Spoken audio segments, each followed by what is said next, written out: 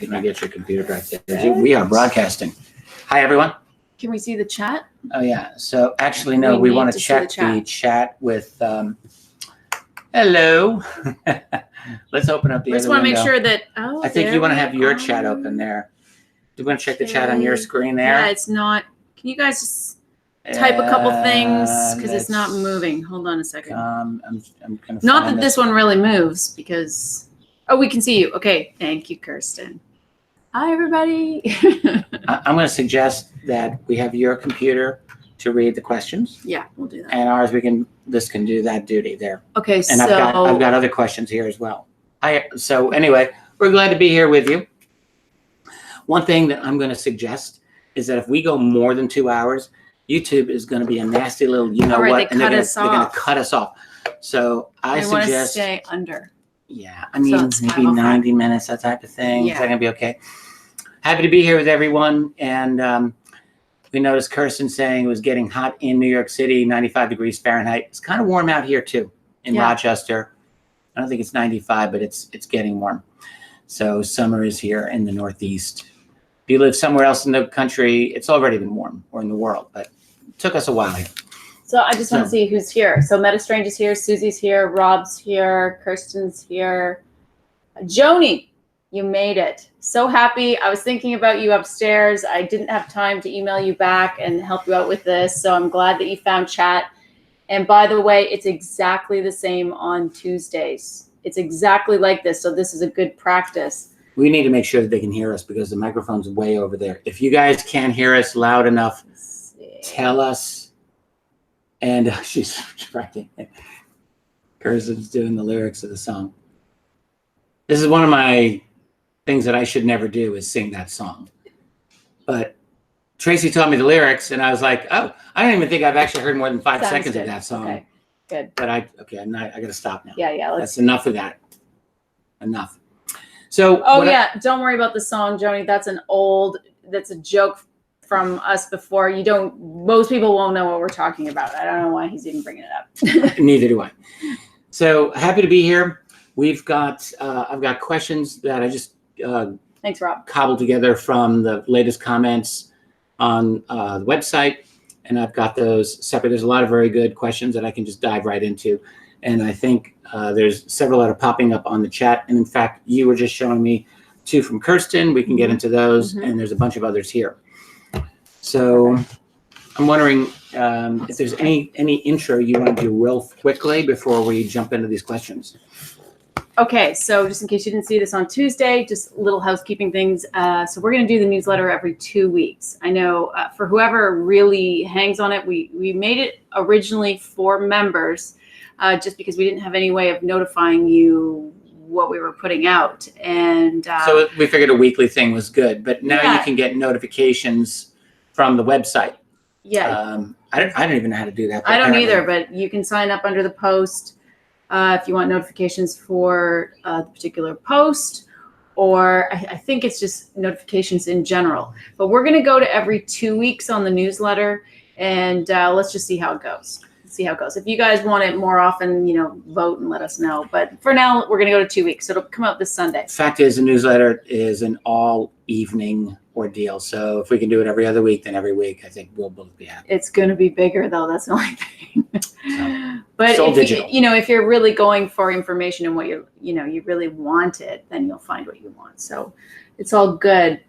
So I've got questions. I've got a question that I'm looking at here from Adam, which is somewhat related to the one that you just showed me by Kirsten, relating to like our propensity for violence and so forth. So how about I start with this one? This is a very recent comment within the last 24 hours by Adam. And I like this question, so I'm just going to read it out here. He says, and by the way, when we're done with all of this, what I'm planning to do is list all of the questions in the post below so everyone can see what the questions were and hopefully be able to get to them. So Adam writes, my question involves reverse engineered craft. What is your take on the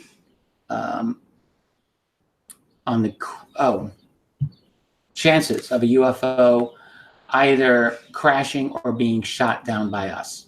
It has always seemed strange to me that advanced ET or interdimensional beings could traverse space and time, but could crash or be shot down by our vastly inferior technology.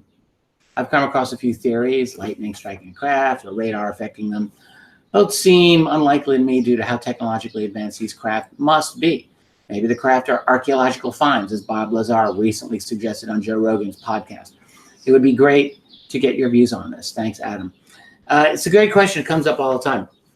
A couple of things that I would say is, A, I don't have the exact answer, so I'll just leave it at that. B, there is a reasonable empirical case to be made for multiple retrievals of these UFOs, whether crashed or otherwise recovered. If we just go into the recent leak by Eric Davis's notes with his Admiral Wilson conversation, we understand that, at least according to that, one of the craft is fully intact, so probably didn't crash. Having said that, I recently interviewed Frank Ficino, the researcher who wrote the book Shoot Them Down, and of course who did the definitive analysis of the 1952 Flatwoods monster case. And one thing Frank did that a lot of times people forget is point out how aggressive U.S. policy was toward these flying saucers, at least during the 1950s.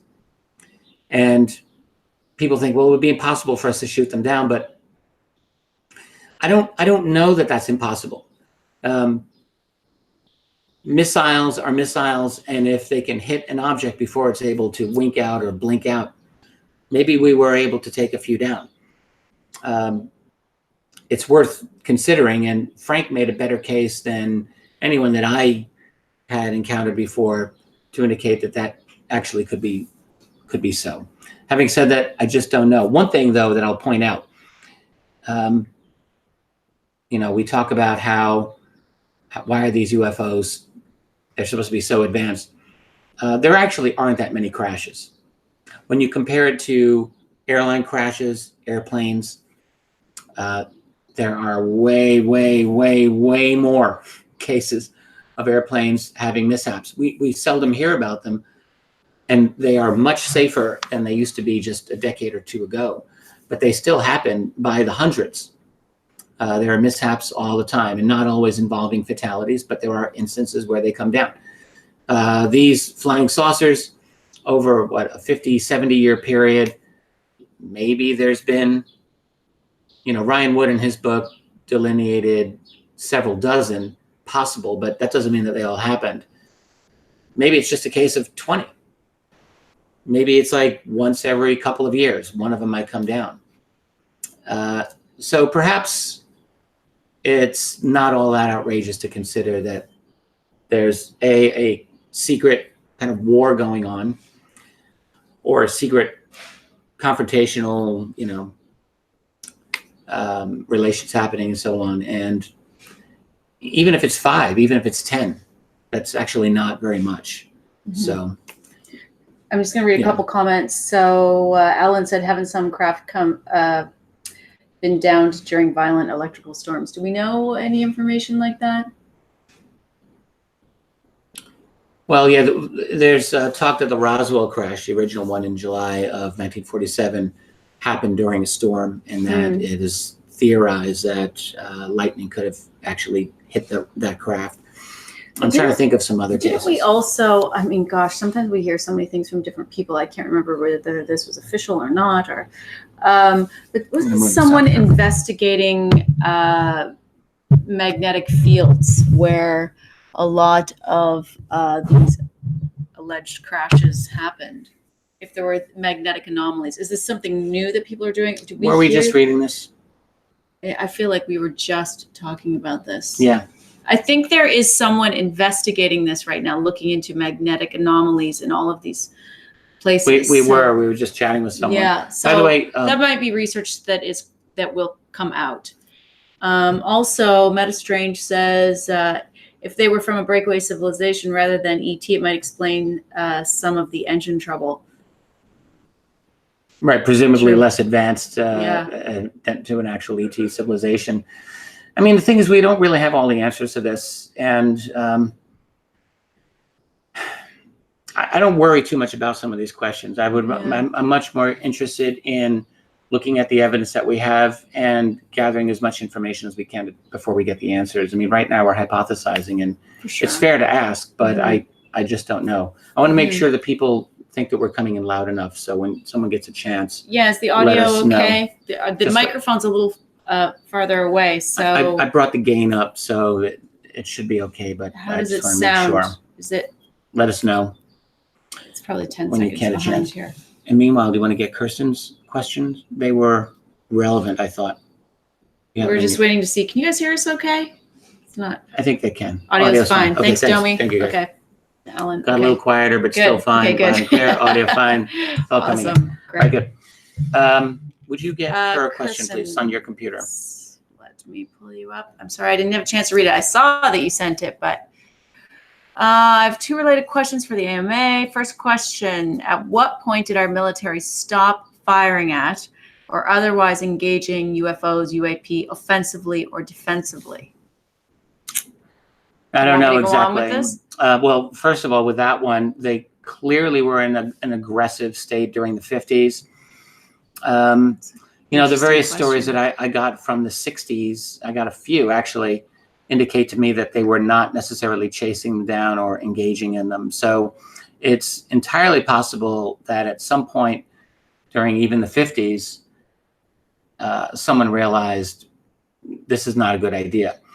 But it's also true that there was a case that we know in Peru in the 1970s, 1978 May, I believe, where for 2 days in a row, May 9th and May 10th, the Peruvian Air Force engaged an object that was in their airspace by an airbase.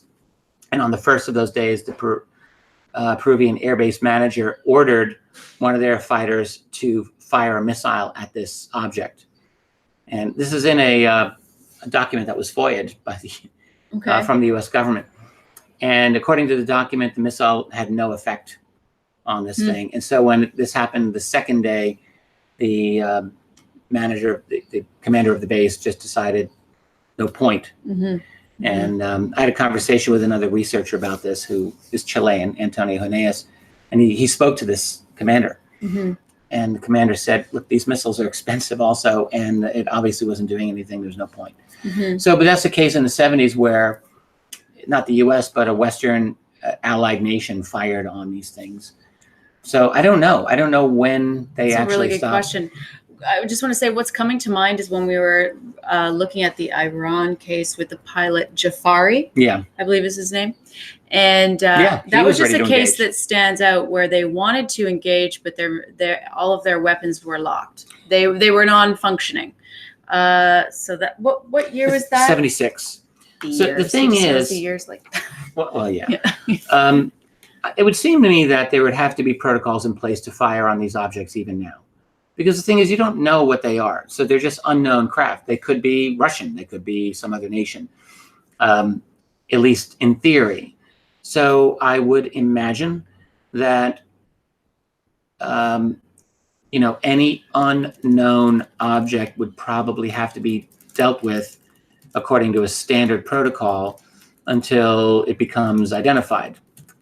So in that case, I'm only speculating, but I would think that there would have to be at least the potential to fire on any one of these objects even today. But again, that's just me guessing. And then she had another question that was actually quite good.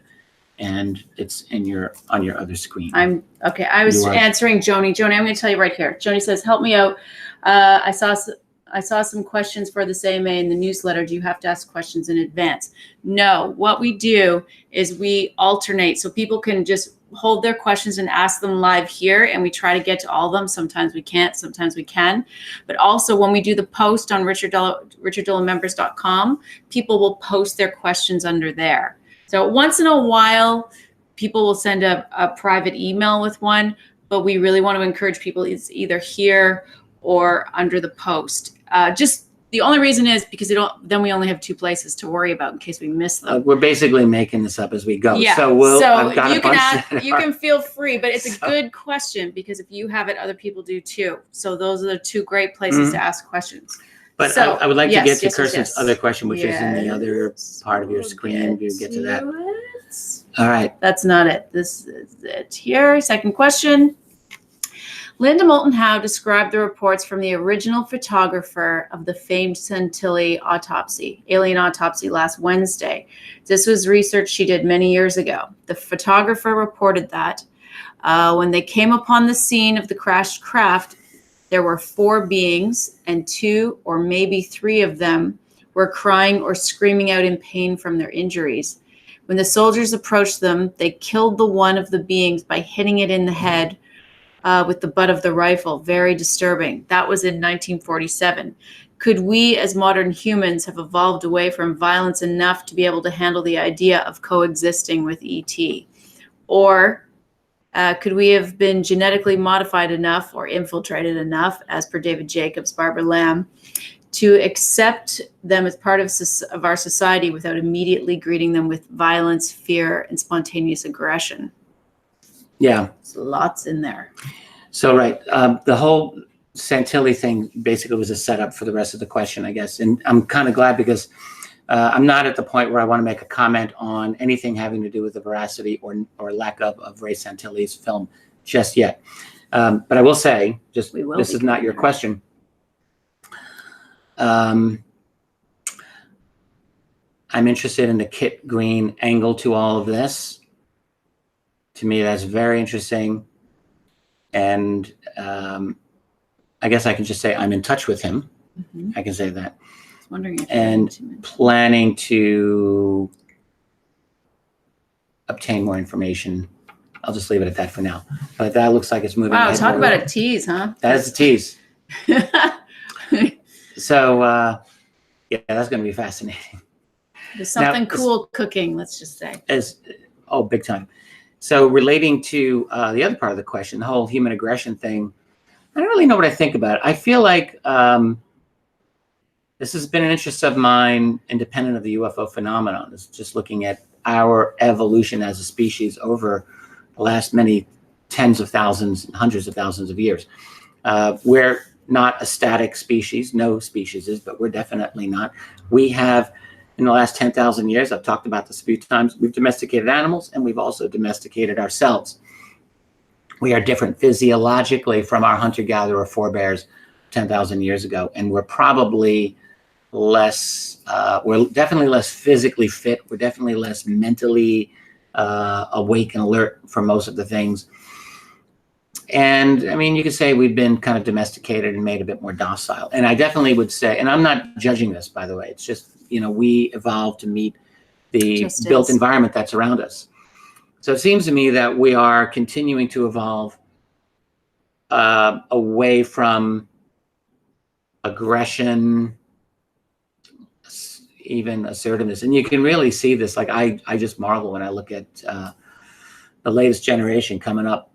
And I just think they would have gotten eaten alive when I was a teenager. A lot of these, I'm totally serious. So I think that there's something happening culturally that's moving us away from that.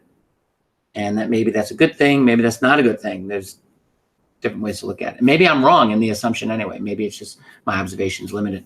But I think you're talking about it as an observation of the general population, where oftentimes people are making these comments from a perspective of like military representing, like we still have this.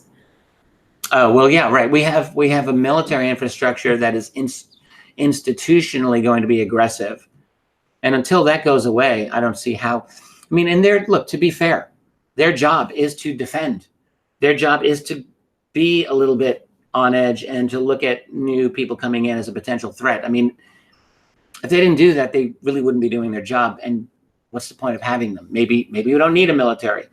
I'm not sure that even I would agree with that. And I'm very critical of the massive military budget that we do have. But this whole thing about weeding out aggression, I'm of two minds about it. And I'm not sure that I mean, the fact is, with aggression, you get initiative, you get assertiveness, you get creativity, you get, like, I think it's going to be very hard. Like, if you take aggression out, you're probably going to take out a lot of initiative and drive and ambition as well, because I think they're all intertwined. Mm-hmm. So, but it still is like such an interesting question to think about.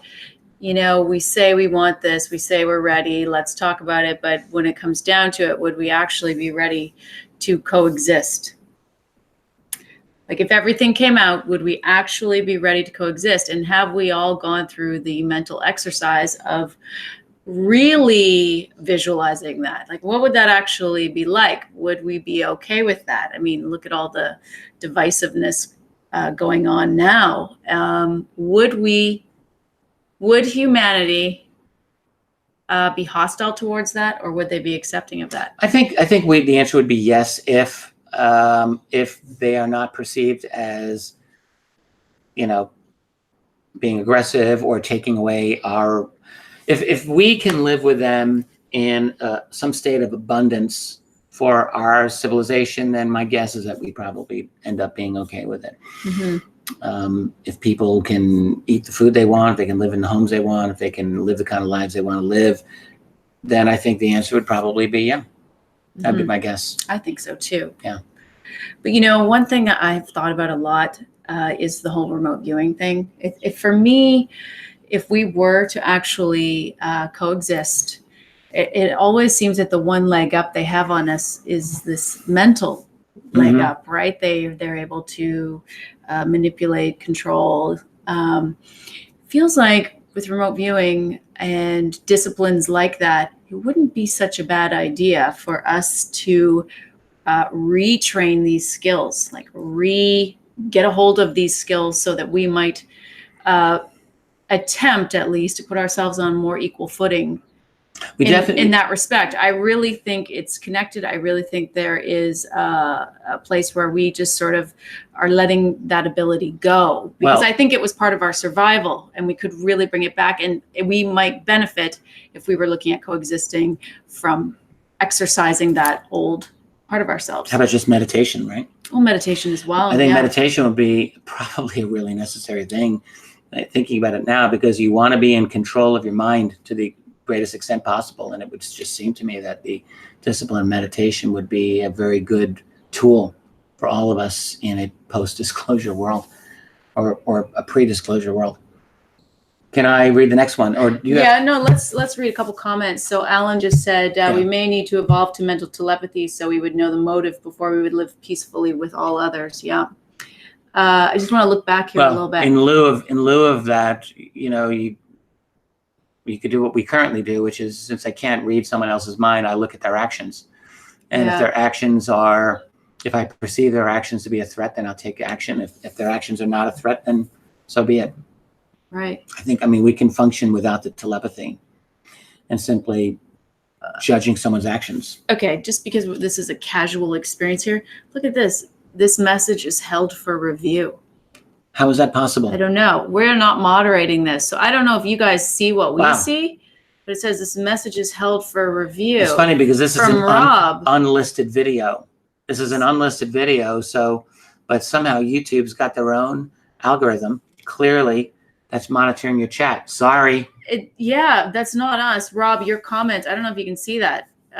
Graham Hancock it's like putting quarantine. So weird. How about we show that? Can you show that? Yeah. Graham Hancock calls them handbags. Okay.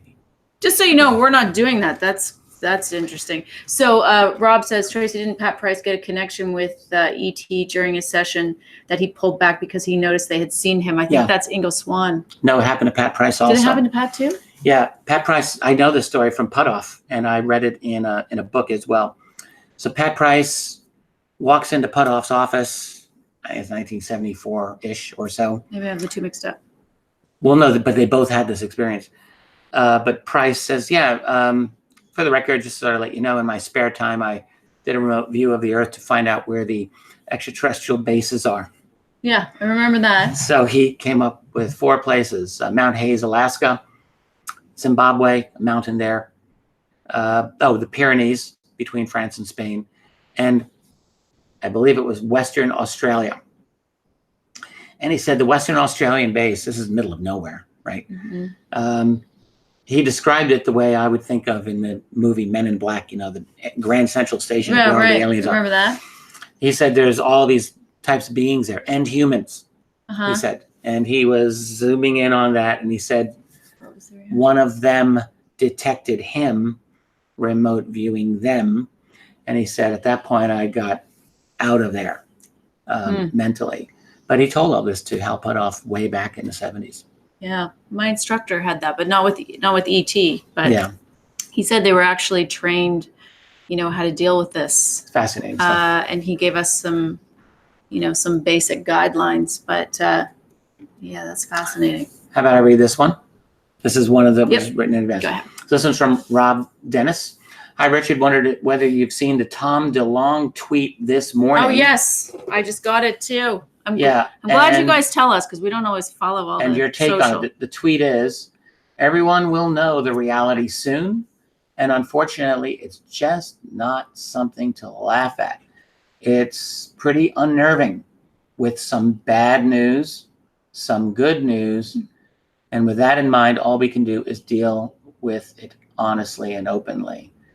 Well, I don't have an in with Tom DeLonge, and not really sure what exactly he's referring to, but look, I mean, I'll just say this: every now and then within the UFO field, when you start working your way into the intricacies of the secret world, you get this type of statement that there's something very unnerving about it, right? This isn't the first time.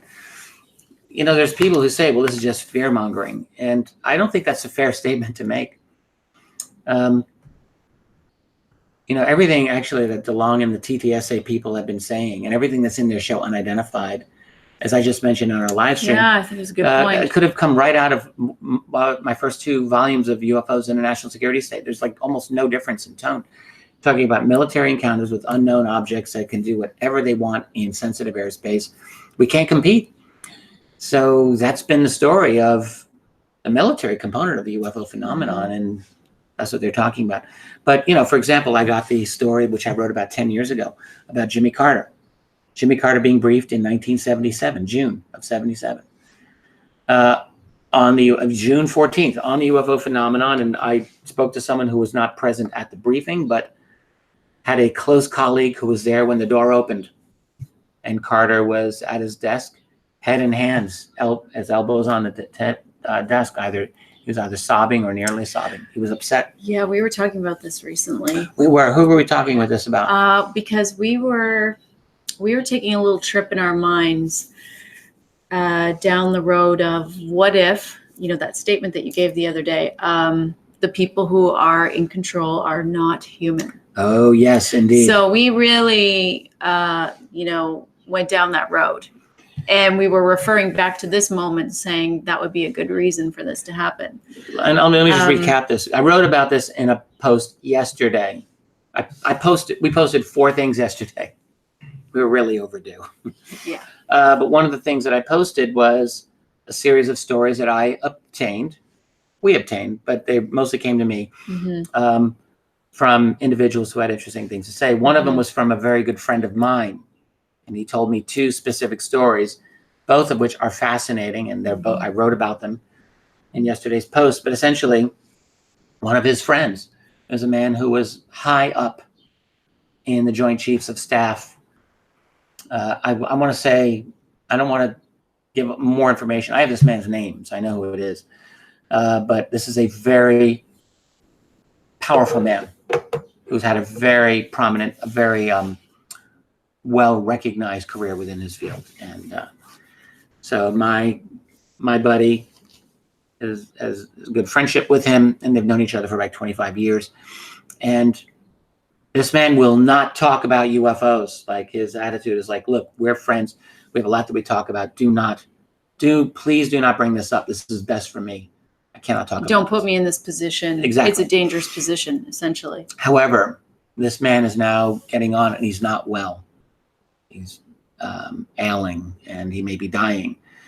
So just very recently, my friend spoke with him again, face to face, and said, look, I realize this is a difficult topic for you, and I do not want to put you in a bad position here, and I certainly am not asking you to give up classified information.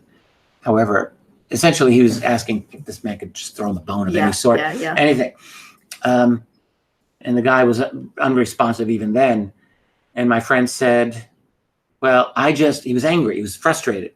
I just hope whoever is in charge of the secret and who's controlling your, like preventing you from speaking about this, I hope that they have humanity's best interests at heart, is what he said.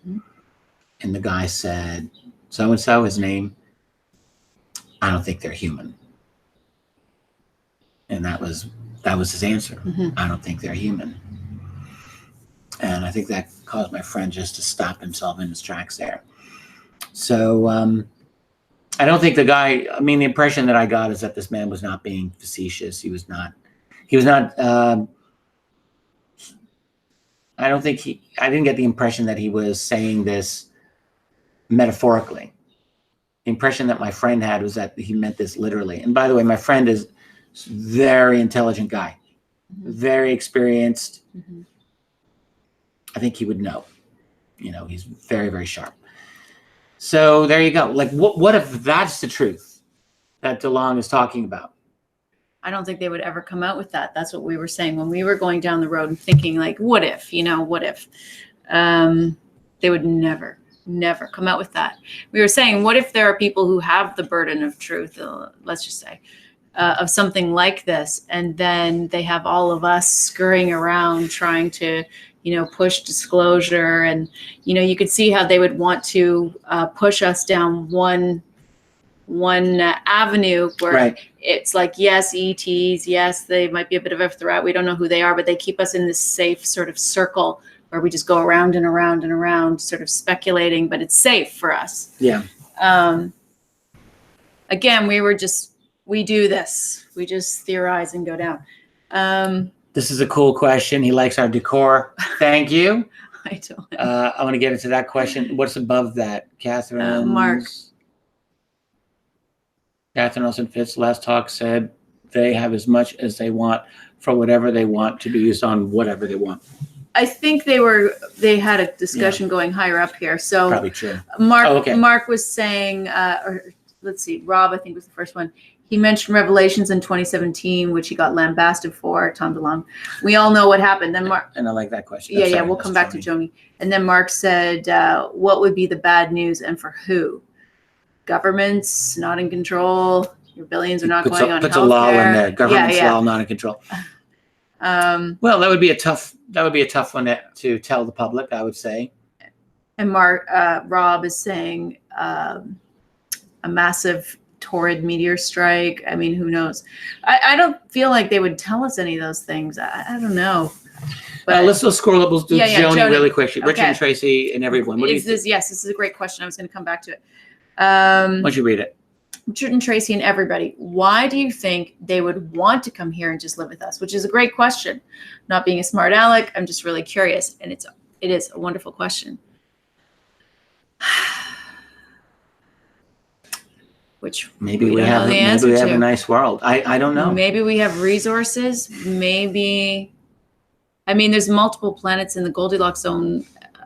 So yeah, but maybe someone wants them all. Maybe none of them are as far along as we are. For me, I cannot stop thinking about where we are with artificial intelligence. Yeah, I was going to say something similar. I have been saying this for so long. There has got to be some sort of connection here of why it's been going on for the last 50 plus years. I mean, we know it's been going on a lot longer than that, but everything's heating up to this point. And I just keep wondering if it has to do with either we are about to develop a perfect infrastructure for them to take over and do something they weren't able to do somewhere else.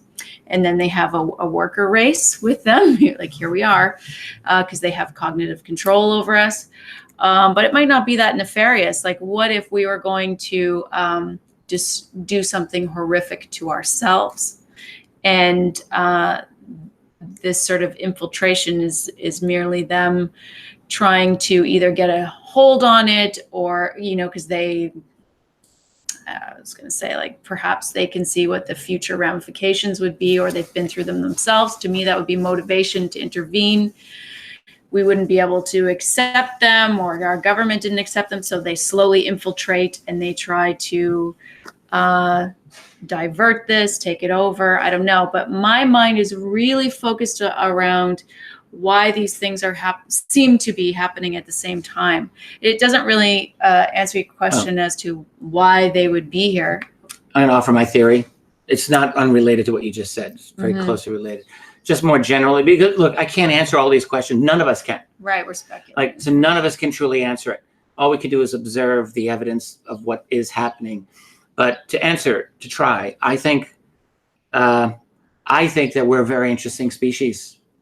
And as Tracey was indicating, we're about to create something of potential great interest, which is very advanced artificial intelligence. We're about to leapfrog over ourselves, as it were, to create a new dominant intelligence, quite possibly.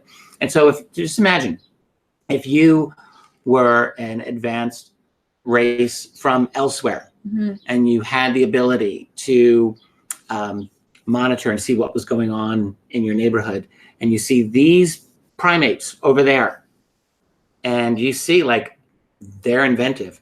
They're also very creative. They're very aggressive, but they like to tinker. They've got opposable thumbs. They can do all kinds of things, and they're inventing things. Keep your eye on them, because what are they going to do? Like, that's not hard for me to imagine that other species would be very interested in at least monitoring us. And now, we're not, I think people are wrong when they think we're just like ants compared with anything else. We've got nuclear weapons. We've got capabilities of great destruction. So I think it would be normal for other intelligences to be interested in monitoring us, and more, coming down, finding out. We have a complex society. We actually do. We got 7+ billion people. We've created all of these infrastructures of information and of science and of weapons and even entertainment. And like, it's actually a very rich culture. So there could be other intelligences thinking, wow, like, look at these people. What are they doing? There's a lot to study. We have these big wild cards in front of us now. AI is one of those, but the whole 5G infrastructure that's about to come out, which has these massively damaging health effects. We don't know what's going to happen here. And so I wonder, again, could it be an intervention of some sort? Perhaps our biology will become redundant because we won't be able to sort of survive this onslaught web of this 5G technology. And also, another thing that we learned from a friend of ours who is a member, who is an expert in AI, is that quantum computing is a total wild card too. Nobody really knows what that's going to bring. No one really can answer the question or predict what's going to happen with that. So again, I keep thinking we're building our own threat, and they could either use it for their own benefit or help us avert massive upset, planetary upset. I don't know. I'm going to say, let's keep going. You realize it's 45 minutes and we've got a lot of questions. Can I read this one? Yes. This one's from Lisa. This is kind of an interesting question. She says, how come I like when people say how come instead of why. Like, that's gets right down to it. How come someone like Secretary Perry gets briefings from Greer, but President Clinton, who hires him, has no need to know? Hillary Clinton seemed in the know about rebranding as UAP and had Podesta on her staff, but Bill Clinton was denied info. These are more pieces of contradictory data bits. Sort of, yeah, but sort of, I'm not so sure. I mean, first of all, when we say a briefing from Greer, okay. I actually didn't realize that Greer said that he had briefed Secretary of Defense William Perry. That's interesting. I know Greer says he briefed James Woolsey of the CIA and other members of Congress. Maybe he said he briefed Perry. Of course, he didn't. None of these were actual briefings. So we just want to make it clear. Stephen Greer did not do a briefing of anyone in the military if you want to get technical about what constitutes a formal briefing. He gave a talk, and so that's interesting. So if you want to say that, Stephen Greer has all the goods and Bill Clinton should have been briefed by Greer, well, that doesn't make a lot of sense to me. So Clinton would have been briefed by people in the intelligence community who had a need to know if he was briefed on UFOs. Perry, whether or not he spoke to Greer, to me, is not particularly germane to the whole thing. So I will say this. One of these days, I'm going to put this man's name out there. Not yet. But I had a conversation with a former high-level official who knows everybody. Knows all the ex-presidents, knows all the ex-secretaries of defense, knows all the ex-directors of the CIA, knows all or many of the directs of the under-secretaries of defense and so forth. And I get to talk with him. Talked with him about 5, 6, 8 years ago, I think, on one occasion. And this is actually a while ago. And I said, we were talking about how much presidents know. And he said, let me tell you something. In my retirement, I've spoken with, he said, 18, I know I've told this story, forgive me, 18 former presidents, secretaries of defense, directors of the CIA, and secretaries of defense. 18 of those guys, they're at the top of our little pyramid. And he said, spoken to them about UFO/ET. So those 18 people, wow. And he said their answers fall into 3 categories. He said 3 or 4, the exact words, said, oh, UFOs, stop wasting your time with that crap. That's stupid. He said 2 or 3. He didn't say if it was 2. He didn't say if it was 3. So 2 or 3 said, oh, yes, I was briefed quite extensively or formally on that. And I got the impression that they sort of compared notes with him. And because he had also been briefed. And he said the vast majority, more than 10 of them, maybe 12 of them said, oh, wow, UFOs, I've always wanted to get briefed on that. I never got a briefing. I would like to know about this. What do you know? And so his conclusion was, you go to the very top of the American military national security hierarchy, and most of those people are out of the loop. And I said, well, what does that tell you? He says, well, what do you think? I said, well, I think we're talking group behind the scenes. He says, yes, exactly. I said, like what, Bilderbergers? And he says, that's my assumption. There's a power behind the president. It's that way with UFOs, and it's that way with pretty much everything, seems to me. So my best answer to that question. Do you want to pull some here? I got more here. This is one of the Edgar Mitchell papers. So if you don't have something, I'm going to jump into that. Oh, well, everyone's commenting. I mean, there's great comments. Can I do this one? Yeah, go ahead. So this is from Jim Crowell. Question for Richard. In your discussions with people who might know, how extensive are the Edgar Mitchell papers? What steps have been taken to find them and get them released? What a treasure they would be. Am I too naive to think they will ever see the light of day? Hi, Jim. Answer, no, you are not too naive to think that. Now, I've said this before, but I'll just say it again here. I do not know the identity of the person who has these files. I do have a pretty good idea of how much has been taken out, or was given out, I should say. But it is not a good idea for me to say this. I've had long discussions with a number of people who are very close to this, and the current feeling is, and I agree with them, is that, look, they do not want, they don't want a lot of people fixating on this right now, although it's impossible to stop people from fixating on it, frankly. Right. But they don't want to put all their cards out. They're working their own little political game here, and I don't have all their information anyway. I know, roughly speaking, how much was removed from Mitchell's home. I do know that. I don't know what is the contents of those files and any specifics. I do not have any idea of the contents of them.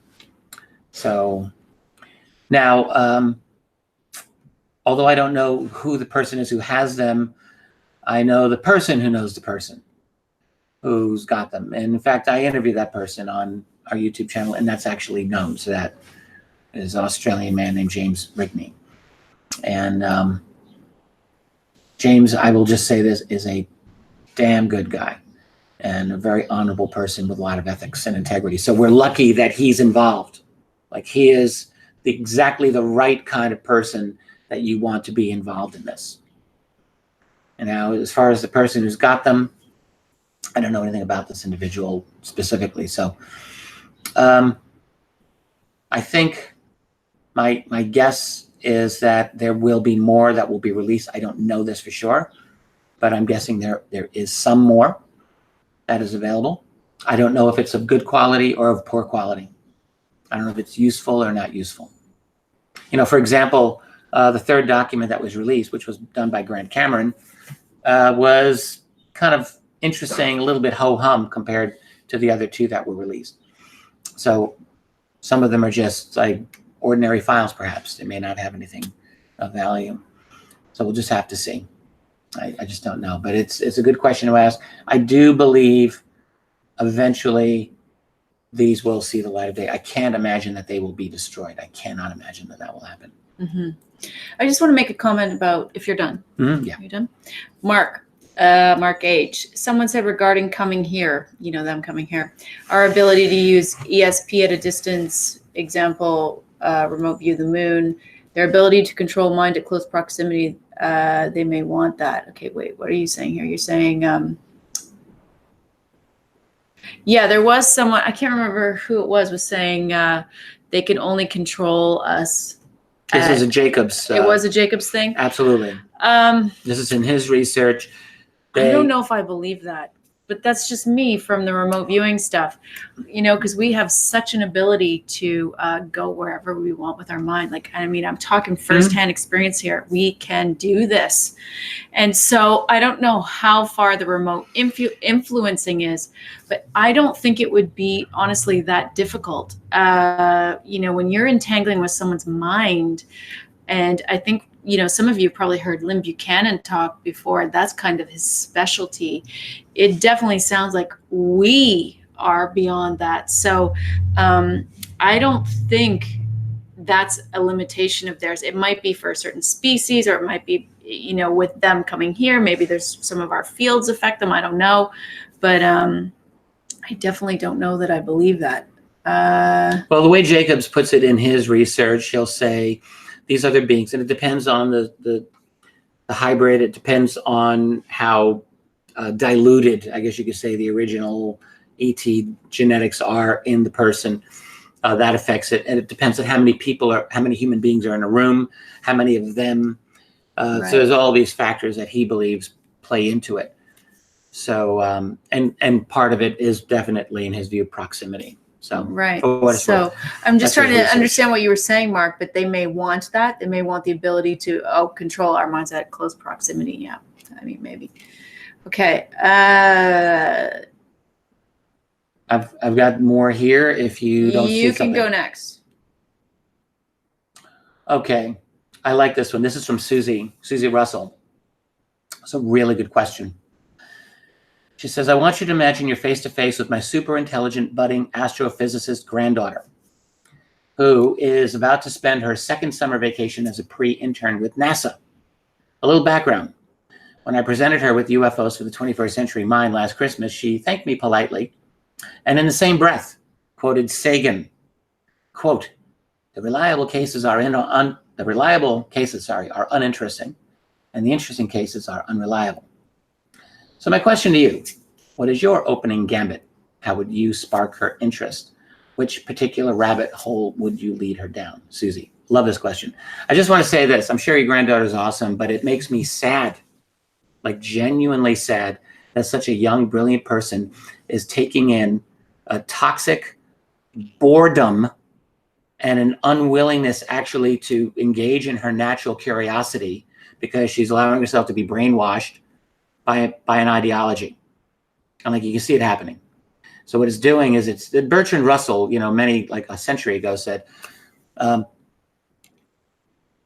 what does it take to take an inquisitive, bright young person and turn them into a dull automaton? He says 20 years of the British schooling system. And I mean, I'm not saying this is the case with your granddaughter, but I am saying, like, it's very obvious. She's taking a hackneyed and untrue statement and not bothering to do her own work. So she's just taking it as an authoritative statement. It's all the things that even skeptics like Michael Shermer have pointed out, like, don't take things on authority. Do your own work. So having said all of that, I would, what I always do when I meet someone who's interested or on the fence or skeptical is point out, I don't know what they are. I don't know that they're extraterrestrial. I don't know what they are explicitly or formally. I do know, and I could talk about this on CNN or Fox or anywhere else, that historically speaking, there's something going on. Because historically speaking, we have documents that have been obtained through freedom of information that show violations of sensitive airspace by apparent objects doing the impossible over and over again. And it's a really simple question. What is up with that? Did our military ever resolve what they are? Did our government ever resolve what they are? And the answer is actually no. And all you have to do is examine. So to me, it's a matter of looking at the confirmed history of our military through freedom of information. And that makes it interesting, without having to answer the question. A lot of the skeptics, they put everything all in the wrong order.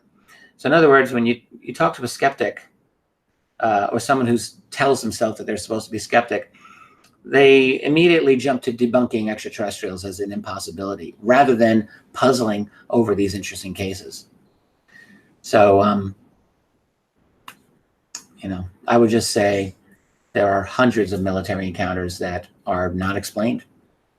And actually, you could say to her, even to this day, why then is the United States Navy acknowledging that they're encountering objects that they cannot explain? Mm-hmm.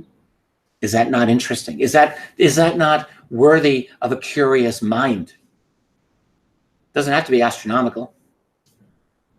And the other thing that I would just say is, why is it that people assume astrophysicists have some sort of expertise in UFOs? Like, what gave them this special status? Like, we're supposed to say, oh, you're an astrophysicist, therefore you are allowed to chime in on the UFO issue. Like, that's BS. There's absolutely zero qualification that makes an astrophysicist qualified to speak about UFOs. Why? Simply because they study the stars? Like, that's ridiculous. It is absolutely ridiculous. I'm much more interested in the opinions of someone who knows how to investigate things, who knows how to investigate data. And I would rather talk to a military historian than an astrophysicist, for starters. But anyway, I'm getting off. So thanks for the question. I want your granddaughter to engage in her natural, I'm sure she's in her 20s. I've got 2 kids in their 20s. And I love to see young people engaging what their natural biology is supposed to make them do, which is be curious and engage the world at that age. She's thanking you, by the way. Okay. Susie's thanking you. Hey. I get a little worked up on this issue, so forgive me. I know, but you know what? It's so relevant to all of us because we all have skeptics in our lives. And, when they come at you with something like that, you just, even though we know all these things, that sometimes, they're only going to listen to like a sentence, and that sentence better be good, right? To be able to capture their attention. And most of the time, their mind is just made up. You need a good elevator pitch. Yeah. And so you are the perfect person to ask that question to, for sure. And don't overreach. Like, never overreach when you're talking to a skeptic. Don't do that. Just say there's a lot of curious data that's actually there if you are interested to look. Right. And if they're not interested, well, not everyone likes Shakespeare. Not everyone's going to be interested in UFOs. It's not, you can't change everybody. Susie says she's going to play this to her. Yeah, do it. Okay. I just want to show you something again. I don't know if you guys are seeing this. Look at this. Comments are this getting message is held for review. Dawns. I get the feeling that different species, races of visiting beings are in control of monitoring or possibly helping progress or retard specific species here on Earth. Well, it's allowing you to show it. Or Yeah, I hide it, know, so but why is it being monitored? it's just a Google And by YouTube whom? thing. It's an automatic algorithm. It's got to be. Got to be. So. Yeah, well, that's an interesting comment Yeah. that Dom made. And then here's another one from the Joni made that says, great comment, and that was held in review. Oh, man. Okay, just letting you guys know, we're just discovering this. We're at home, you're in our living room, we're all hanging out. So check this out. This isn't a question, but I would just like to read this. This is a comment from yesterday, I think, from Alex. Okay, thanks, Rob. Another member. This is ridiculously awesome. It says, Richard, you opening up this thread. I think he was talking about the interesting stories that I got at the recent conference. You opening up this thread is very timely indeed. UFOs, ETs are a sensitive subject for me. Raising the question among friends or acquaintances can lead to discomfort, ridicule, and so forth. So he's talking about being out. This is a comment which is under our recent post. You can read it. He said he was at a party, outdoor party organized by his neighborhood, and there was a mural that was painted, and on the mural had, among other things, flying saucers, a lot of flying saucers. So he finds the artist, and he says, hey, are those flying saucers? And the guy says, yes. So Alex writes, so which opened the door for him to ask, have you had any sightings? And then the guy says they were on Long Island, is where I grew up, on the beach. Him and 5 friends, they saw a light descending from the sky. It approached them, and very quickly a large craft was hovering at 50 feet from them. 50 feet. Wow. That's close. They felt like they were scanned by the craft. Then after 2 minutes, it flew off. Of the 5 individuals, 4 of them acknowledged this was a close encounter. The other one is still denying it. And there's just another story. I recently met with a business friend who's visiting New York, and he had brought a coworker. This friend is a former Special Forces military person. So I asked him if he had any ET or UFO experience, and he vaguely told me that, yes, during the first Iraqi conflict on the theater, they said they were observed by crafts that were not of this world. They were maneuvering in ways that were defying the laws of gravity and were also tracked on radar.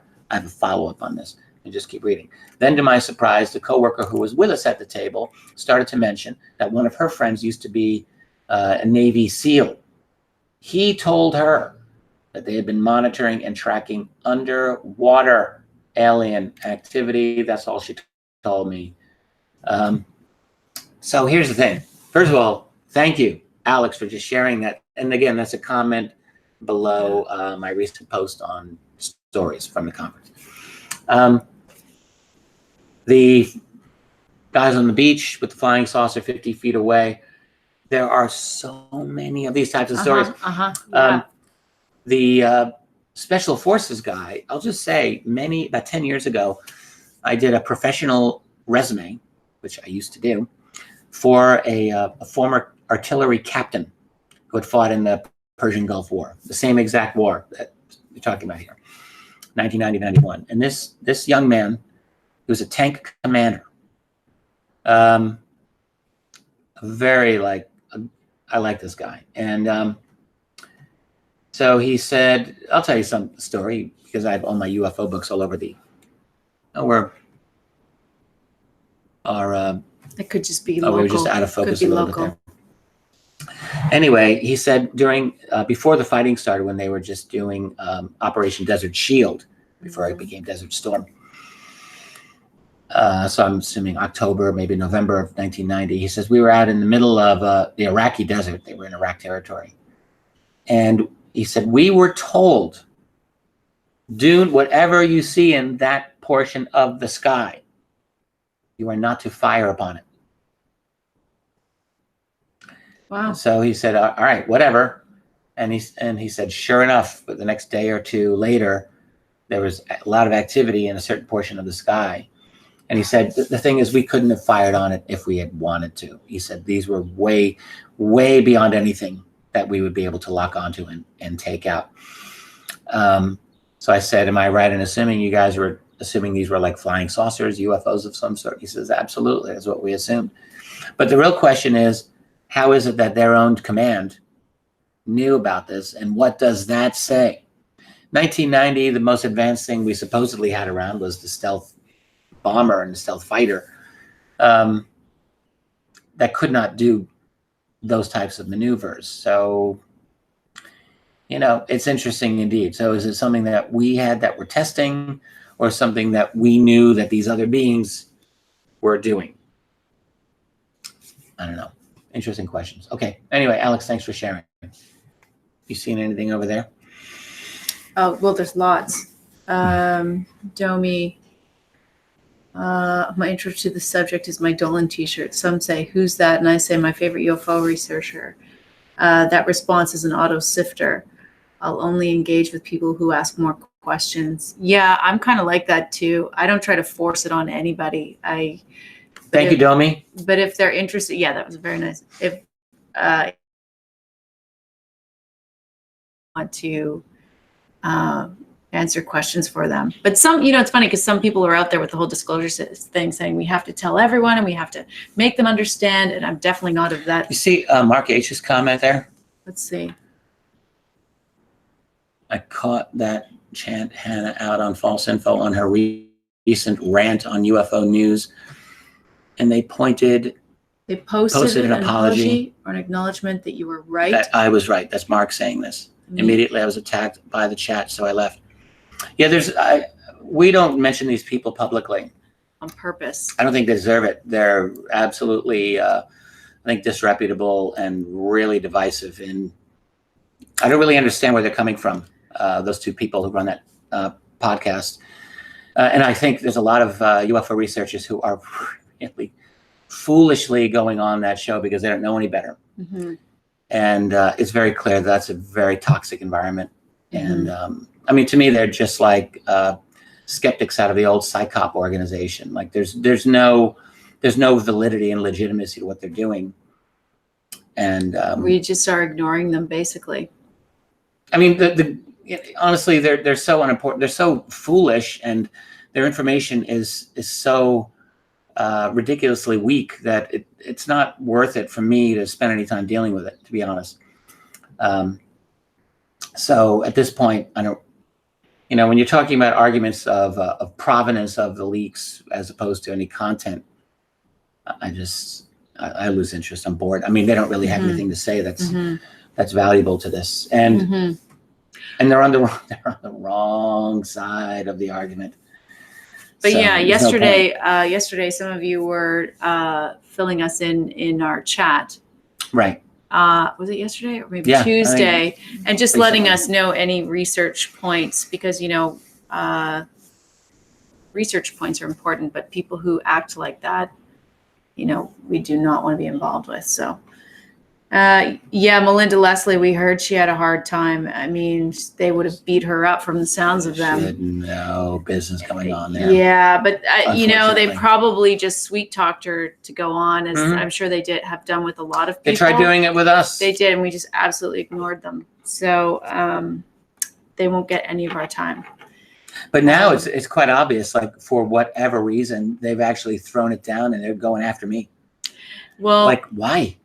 That's so foolish on their part. Attention, views, and, you know, I don't know. But anyways, so I have more here. If you regarding got more there. What you had said before, Rob said, I read that too, Richard. Did you read in the recent briefing to senators, USOs were mentioned specifically in the political article? Mm-hmm. Yeah, I do remember that. So it's very, very, we're in a fascinating time where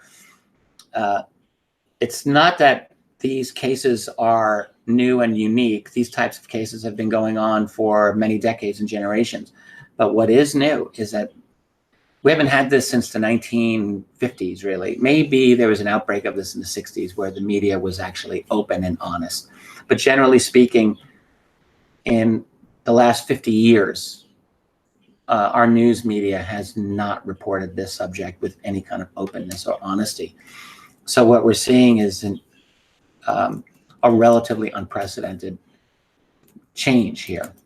If you go back to the 40s and 50s, you would encounter newspaper articles where this subject was being at times handled with a kind of refreshing openness.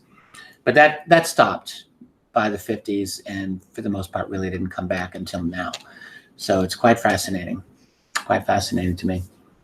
I got questions here lined up, but if you want to read something there. Dawn, was it you who was emailing to ask about remote viewing? If it was, just let me know, and I might just answer that really quickly here. Okay, I just want to go back a little bit. By the way, I would like to just mention one thing here. I'm actually very heartened by the apparent higher and higher ratio of women within this group in general. Yeah, it's true. So there are more women showing up in the site, which is really cool. We're able to check, like on YouTube, the male-female ratio of listeners to our videos. Mm-hmm. So let's say to like my general videos demographics before you were here, especially, and it was usually like 85 to 15 male to female. That was the basic 15 ratio. at most, I think, for female demographic. I mean, UFOs are more typically, you see more men seem to be a little more interested than women, although there's a lot of women interested. But I've always seemed to have like very heavily tilted toward the men. But I think it's opening up a bit. I think a lot of women are interested. There just was there was not a natural way into the field that probably interested them, or some of us, with being so intuitive, we would end up in the wrong place well, not the wrong place, but we might end up investigating some other things, and we would eventually find ourselves here. Yeah. Like that's sort of how it went for me. I went around and back to here. I guess I'm just saying, I think I would expect it to happen like that. I feel you have helped with that. I really do. So it's the fact that we're both much more visible, much more as a team now. I think that's probably helping a bit. So anyway, for whatever the reason is, I'm glad to see it evening. It's mostly men, but there's more and more women, and I personally like to see that. So I think we're all interested in this. Yeah. Okay. May I keep going, or do you want to read? Yes. They're just talking about Jeffrey Mishlove. I love that show too. I don't get to see it all the time, but it is a great show. Interview Richard. Oh, wouldn't that be cool if he interviewed Richard? If who? Jeffrey Mishlove. Yeah, like we've never communicated.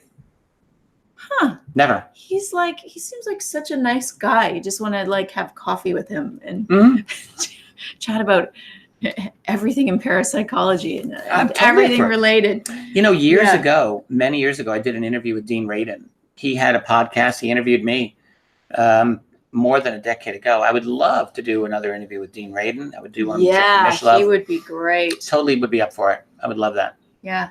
Yeah. For sure. Dean is on one of our lists, actually. I would like to interview him for a Richard Dolan show. By the way, I'm in touch with Michael Schratt. We're going to do an interview very soon. Maybe tomorrow. Yeah, it might be up like for Monday, but you guys will probably get it early, of course. You will. You will definitely want to hear that. This is a long question. I don't think I need to read all of it. It is from Dave. And actually, I only skimmed this one just before we started. It says, might it be the time for you, he's talking to me, to consider flexing your credentials with respect to UFOs by convening a panel of ex-military, ex-intel, ex-diplomat, strategic thinkers to jointly examine the implications of the ET presence now that it is rapidly moving from the realm of science fiction to science fact? I'm suggesting something more serious, intense, and specific than musings on how Catholicism will fit ETs into doctrine, or will petroleum futures take a dive on the commodities market as a result. Rather, start with a worst case scenario premise. For example, if Dr. David Jacobs is right, what steps would a discrete program of planetary acquisition probably include, and what would it look like? Nothing would be more fascinating or useful in the whole field of ufology than to have a few retired flag officers, former sub-cabinet appointees, and think tank academics offer their views and interact over them on this subject. To wit, if an ET presence, since Roswell, inclusive of their ability to pass among humans in hybrid form, is taken as a given, and an objective of planetary acquisition is assumed, if they were the aliens, how would such strategic thinkers be going about it? In other words, war game the scenario. We can be sure it's been done by the black programs. Why haven't we done it on the outside in ufology? There's a lot more here. This is a comment, so you could read in here. This is a comment below here, I believe. This is a gentleman named Dave. Great question. So for your AMA, my question is, do you feel such an exercise would be useful? Yeah. If not, why not? The answer is, I think it would be fantastic. That'd be amazing. Never thought of it. Would you organize and lead the effort? What prevents you and, say, Bryce Zabel from forming a 501c3 think tank in DC as a receptacle for significant donor support to underwrite this and related serious sophisticated efforts, and so forth? All right. And we'll just read his last paragraph. I can tell you what's going to happen. The day after disclosure in Washington, millions of dollars are suddenly going to flow into think tank efforts like this in both existing and new institutions formed for the purpose. Anyone with half a brain and one good eye can see that you should be there first and prepared organizationally and institutionally to capitalize on the situation. Or would you prefer that Dr. Michael Salla be the poster child for academic ufology going forward? Okay, I get it. I'll be watching with popcorn for your take on all of this. By the way, you know, I'll just say Michael and I are friendly. We are not.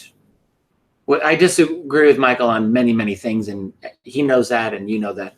So anyway, it's funny. I like that question quite a bit. Yeah, I do too. You've given us something to think about. I'm always afraid of doing more work, and I'm always afraid of taking on more administrative work.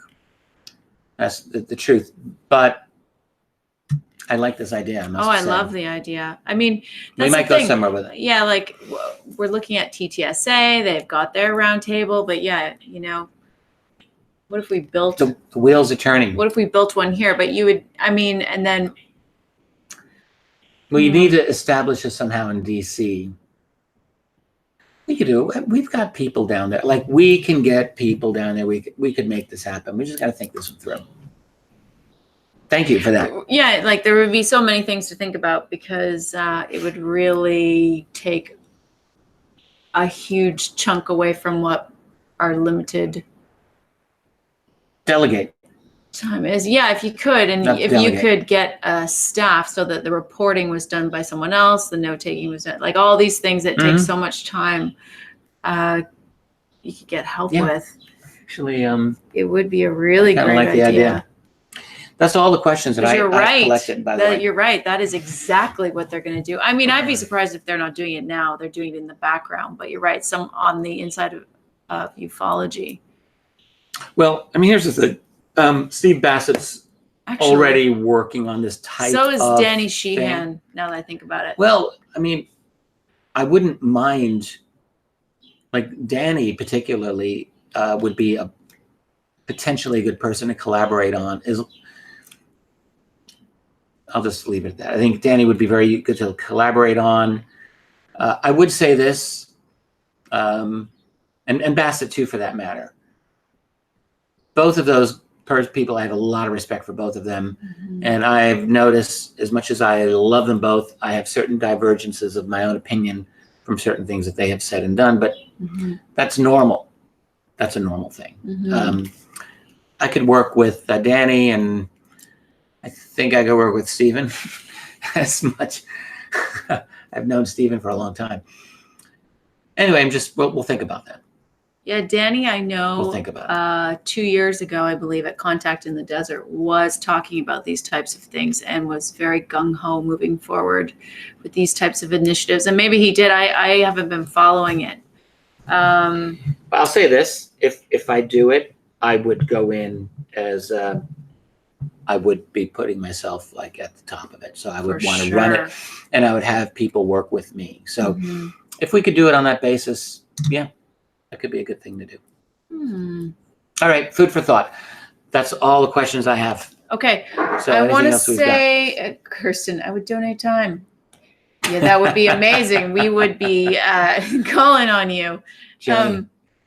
Same thing. Yes, yeah, I know. We would definitely be calling on you guys. We'll see. This is a brand new idea. So such a good idea.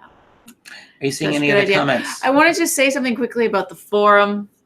I want to say hi to Scott Santa. Sorry, I just saw Scott. Scott's here? Yeah. Hey, Scott.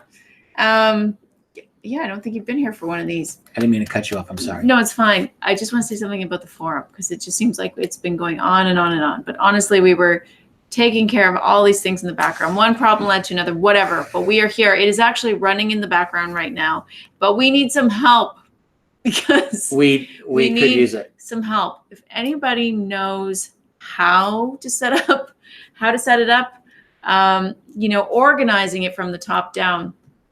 There are many different ways to do it. And we have already had a couple suggestions, but we actually want some people to go in with us and begin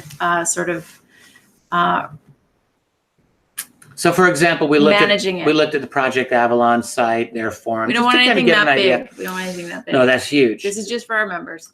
I'm thinking, look, a couple of generic topics to start.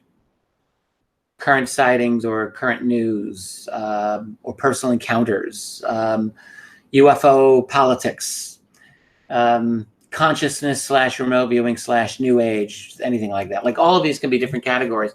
And then within that, you would be able to create a new thread underneath that. And then that's basically how it goes.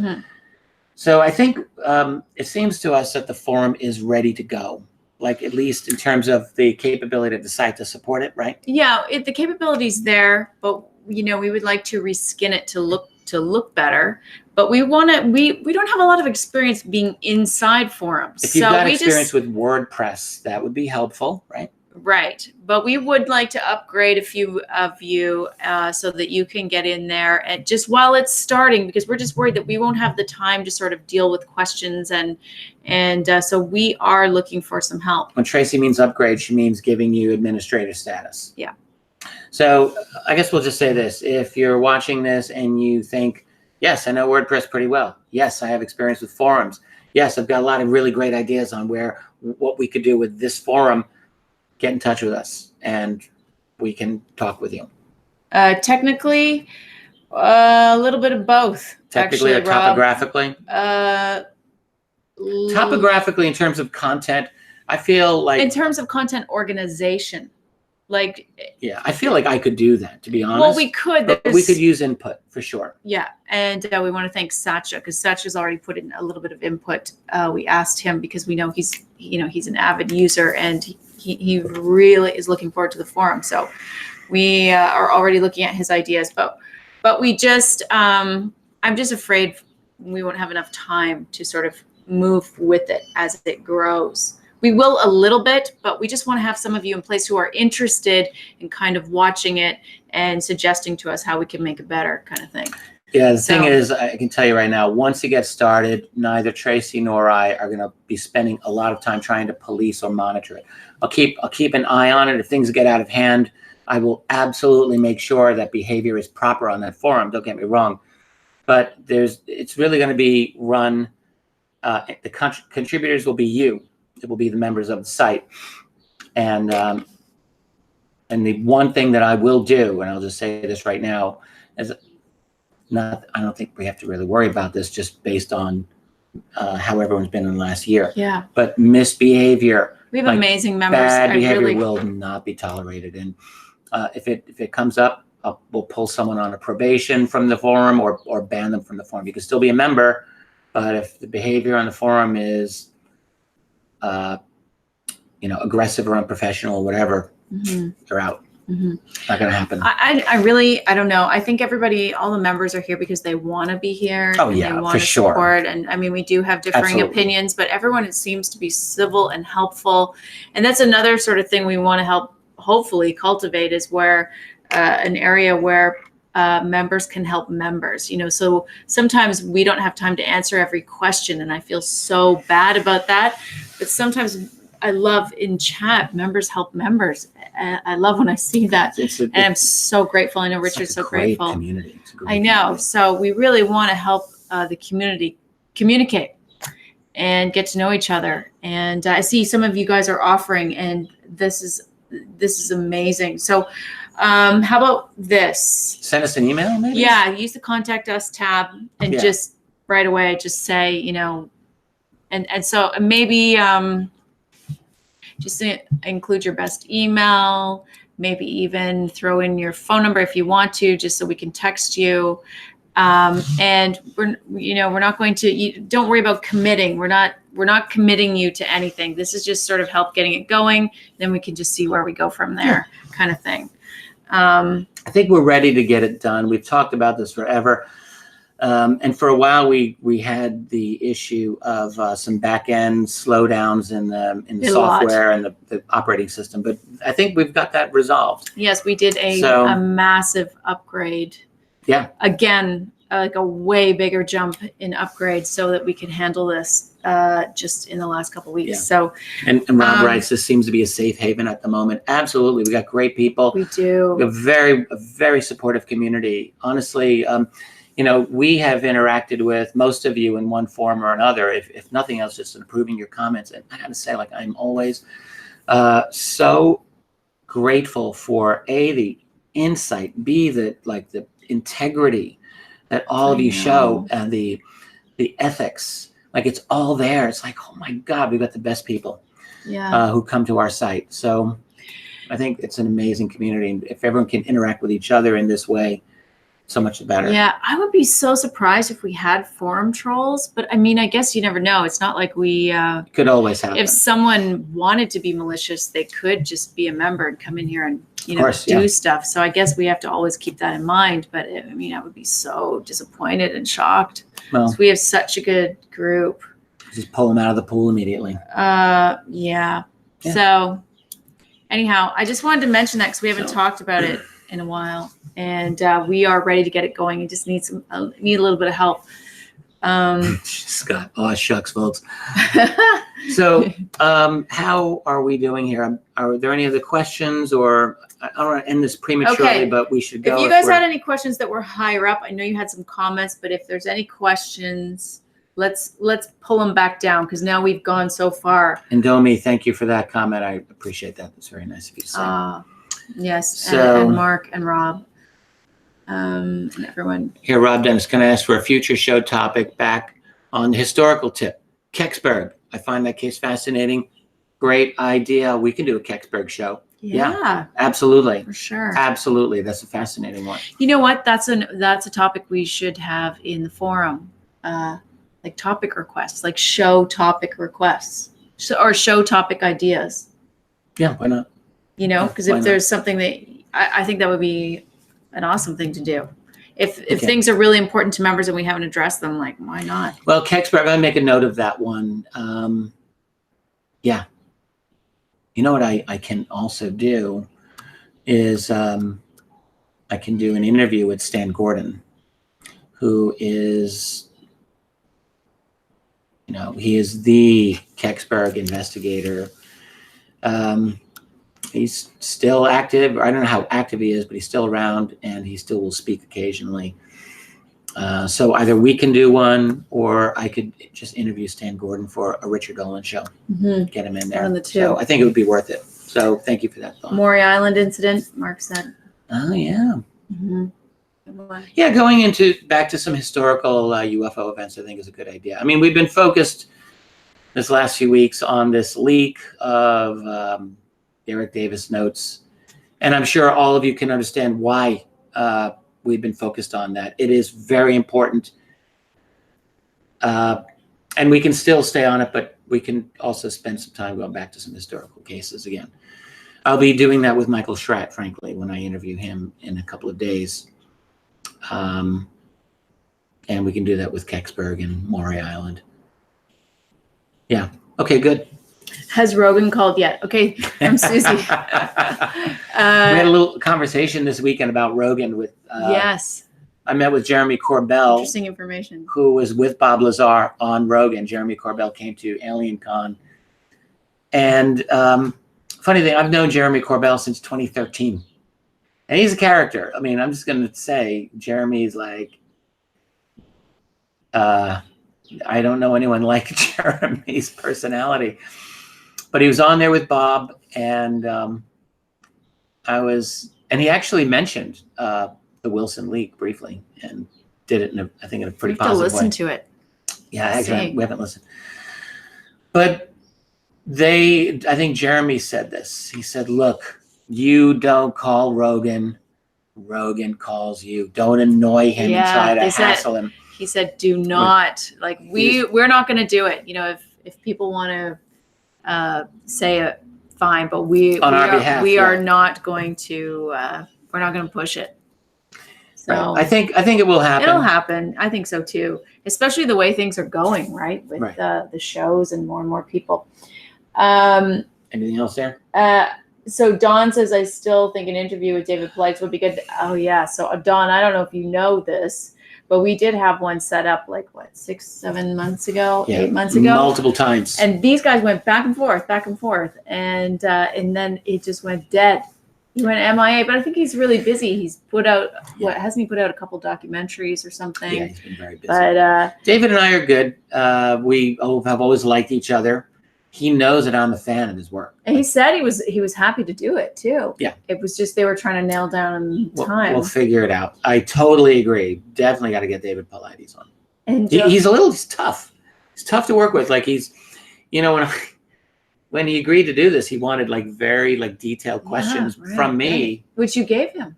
Which I did. I absolutely Maybe did. They were good questions, actually. But then I think he just got busy. So we'll make it happen. Okay, so Joni says, I feel privileged to be part of the Richard and Tracey Dolan family. Joni, thank you. Seriously, it's incredibly nice of you. You guys are amazing, and I fell in love with the chat people today. Thank you all.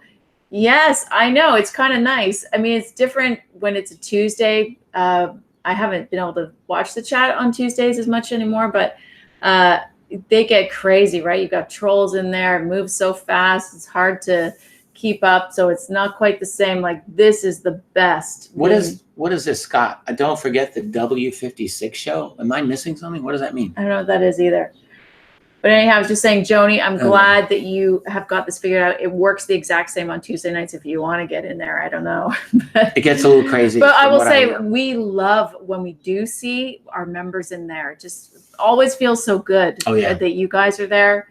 Just feels like our people are with us. Truth is, I never pay attention to chat during those YouTube shows. You've probably seen a couple where he has, and he gets distracted, right? Oh, yeah. Mark, what was this about? They showed up when we discovered nuclear power. If Eric Davis is about to have a breakthrough, they may show up over the lab. Hope he's ready. And thank you, Kirsten. And there's a little bit of a everyone. mini love fest happening here, I see. That's good. Okay, well. Scott writes the W6 a friendship case. That's the Italian UFO case. Yeah, you asked for that before. I remember. Okay, Scott. Mm-hmm. I did a little bit of research into that. I would never consider myself an expert, but I did read up on it. I wrote a little bit about it, I believe. It's a weird one to get into for me. Why? It's a very. Do you know much about this case? I don't know. Tell me a little bit about it. I'll tell you. I know Scott's mentioned it before, and I think it's one of these. So on the face of it, it just seems like a not believable case. Okay. Except a lot of the people around the witnesses do find them very believable. Uh-huh. So this took place, we're told, over decades. Uh-huh. In Scott, you can correct me if I'm wrong, like through the 60s and 70s. Scott says weird is cool, yeah. And in 80s. So Italians on the eastern Italian coast off the Adriatic Sea had ongoing encounters. Like a group of Italian, I think maybe all men, claimed to have had encounters with extraterrestrial beings over an extended period of time. Mm-hmm. One of these ETs is like giant sized. One of these but human, but just huge. One of them is like miniature size, but human also. This does not sound familiar to me at all. I don't think so. It's called the friendship case because they were like very friendly. They were very friendly with these Italian individuals. There's some details I can't recall offhand. I do believe that they said that they lived, if I'm not mistaken, Scott, you can correct me, in an underwater base in the Adriatic. and then they just somehow broke off contact at some point, I think in the 1980s. But the people involved all, I think, have continued to maintain the truth of it. And I think there's some alleged evidence, but it's not coming to my memory off the top of my head. Scott can. Oh, here's. Okay. So I mean, we can get into it. I'll have to look. I mean, it sounds really interesting to me. If we don't do it publicly, if we could do it on the site, that would be really cool. That sounds. I might feel a little more comfortable doing it for the members only. Why don't we just do it on the site then? Because Joni asks, "Is there a way to watch this again?" Yes, absolutely. When we're done with this, Joni, this will be permanently in the post. In fact, I changed the name of the post. I didn't tell you. So it said AMA June 27th and July 10th. Just as an announcement, I changed it AMA for June 27th only. Okay. So this post will have this video here. As soon as this is done, this will be on permanently. So you can just play it back forever. And is it tagged as AMA? So I think it is. If it isn't, I'll re-tag it as an AMA. Okay, and what we mean by that is in the website on our site. I know, but some people don't know exactly what we mean. I think it is. I think it's tagged as an AMA. It'll be in the drop down under AMAs. That's right. So the members content, the drop down, you can go to AMA, and that's one way to find these posts. And then it's inside the posts. I don't know if that was clear enough, but I want to answer Domi's question about Stan. Yes, I do plan on going through Stan's FBI files, and they were released by John Greenwald on the Black Vault. And I've got them. I just got them yesterday. You've got them, yeah. I'm going to be reading them really soon. Yeah. Oh, they were posted. Yeah, they're available. Okay. Got them yesterday. Yes, Scott writes, yes, underwater, fascinating case. You can see some stuff on YouTube. Yeah. Oh, okay, cool. And Domi answers Joni's question. That's good. See, this is the kind of thing I'm talking about that would be so cool in the forum. If some people who are not as familiar with computers or just not what they're like these days, people can help each other by writing posts on how to find things because, even if you are a computer person, but you've been out of it for a year, it's hard to find stuff, right? It's so. We should probably just be considering winding this down soon. I don't want to be the bad guy here, but bad news. Yeah. Oh yeah, it's also in your viewing history on YouTube.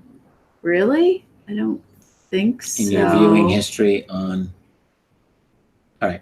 Oh well, even okay. Private links would stay in there. That's cool. I didn't know that. I didn't know that either. Hey, check it out. We have 5 thumbs up. I mean, it doesn't really matter. It doesn't matter, but it's an unlisted video. But thank you. It's just funny. Yeah. This is really cool. I just want to throw this out because I haven't seen you guys. Hey, MetaStrange, if you're still here, did I miss you? I think I felt like I missed a question of yours earlier. I just want to end on this because I'm gonna make dinner. We gotta cook dinner. Yes. Hold on. I'm not trying to rush through you guys. I'm just saying, gotta make dinner. Also, that's a comment. I just set up the barbecue. I want to grill some vegetables and maybe some other fun things. Okay. Also, I don't know when we replay these if you get the chat. We've never actually. Oh, the YouTube chat. Never we can do. How about copy and paste it? We could.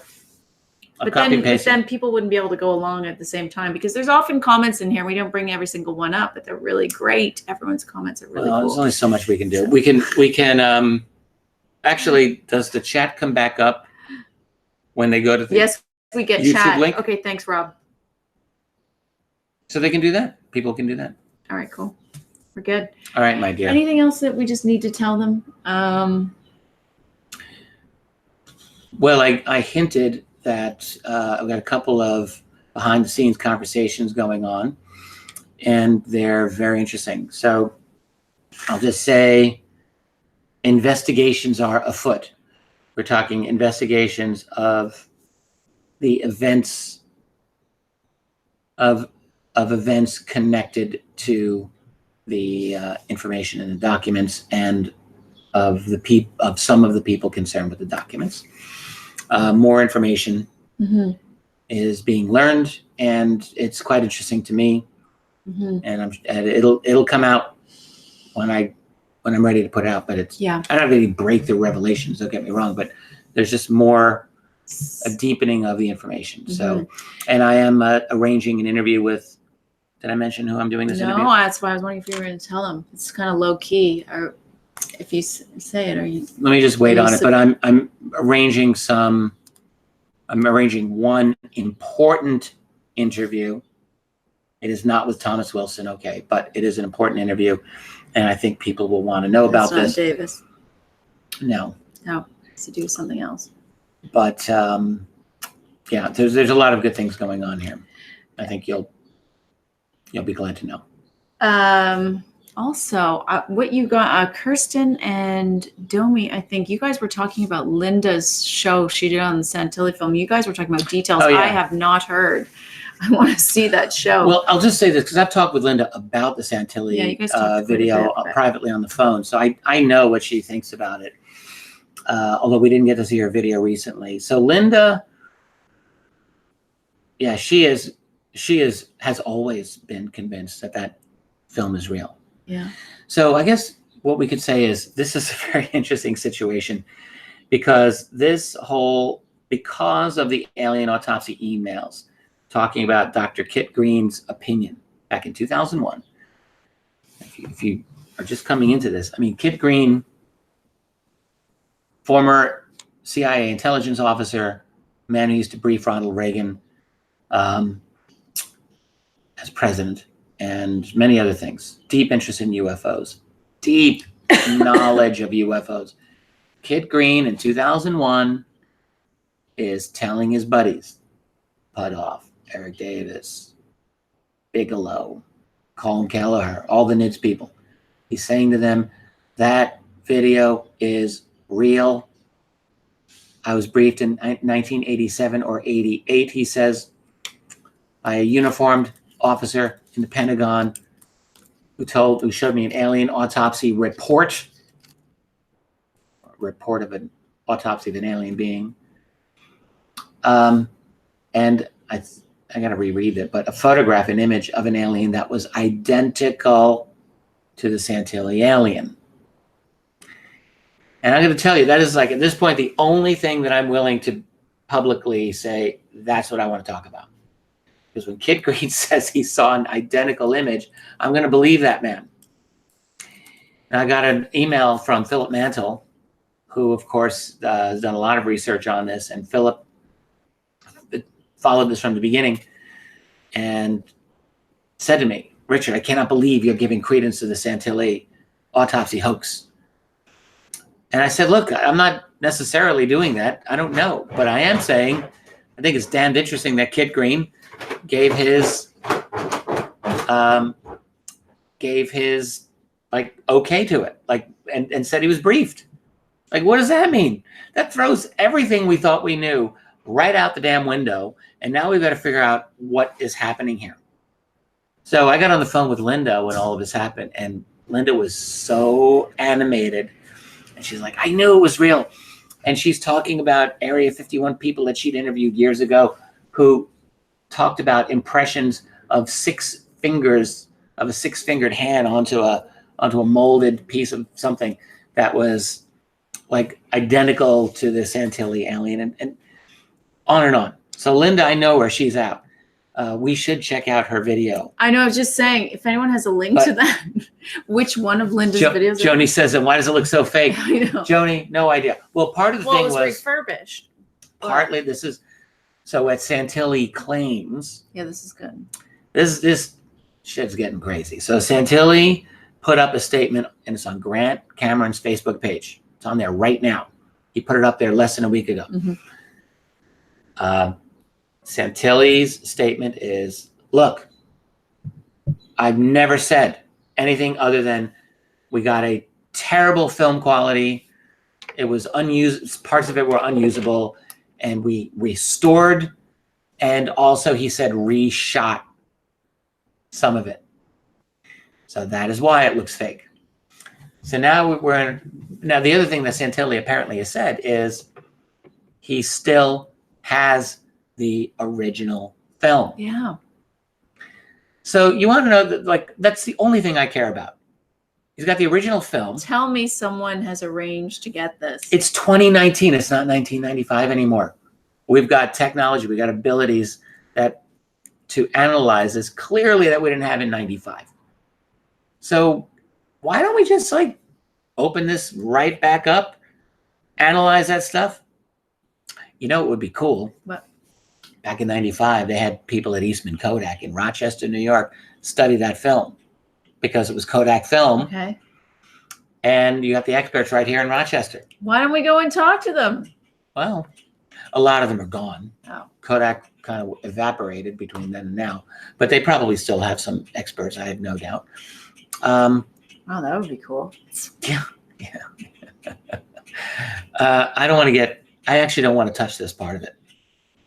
So I'm going to let them fight it out. And look, there's only so many battles that I can take. I got the Wilson thing happening right now. I don't want to deal with the Santilli thing. But I'm not going to lie to you. I'm finding it delightful to see this whole thing blow up. I just like to see the priesthoods of, the people who demand certain type of dogmatic adherence to whatever it is.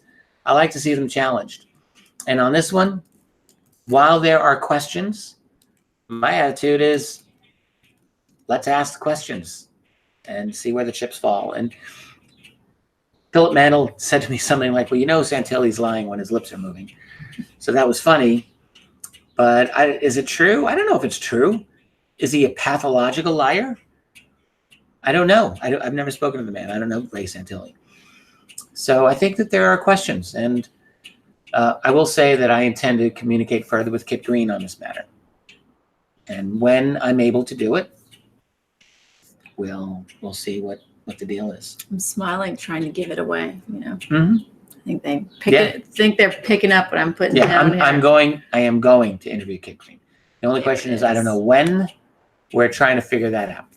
But it will that's happen. Kind of a secret, right? We don't want anyone mentioning that anywhere. Well, that's it, because it will happen. He's agreed. Right. So we'll figure it out. And I think he's given me quite a bit of leeway about how to move the interview along. So we'll just see how it goes. So fun times. I love it. I actually love this. I love the fact that some people are very upset. I love the fact that people are upset. I love the fact that certain dogmas are being challenged. Mm-hmm. Because I think that we're going to get to a better truth. I was never happy. I never felt right about the way the Santilli thing ended, in the early 2000s. Something always seemed wrong to me. And it's not that I thought that the film was real, but I thought that there was something else going on. And it turns out something else was going on. If nothing else, the Kit Green element to this is the something else that makes us. And plus the fact that throughout the 50s and 60s and 70s, stories circulated in the military about alien autopsies. They did. Leonard Stringfield, the researcher back in the 70s and 80s and 90s, collected a number of them. So something was going on. And I'm just glad to see this resurrected. Yeah, let's keep going down the path and Yeah. see where we can get to. I've got no stake in this one way or the other. So Eric was just saying we might assume that the model maker had close contact with the alleged original film. Yeah, well, I think what we need to do, is look at the original film. If Santilli says he's got it, problem solved. That would be so good. I would like to see Grant get on top of this. Let Grant do this. Seriously. Yeah, maybe I don't want to do this one. I think someone said earlier that Grant posted, Stanton Friedman's documents today. So maybe you guys are keeping track of what Grant's up to. Sometimes. Rob Dennis writes, "Holy Krakatoa!" All right, that was an old line from SpongeBob.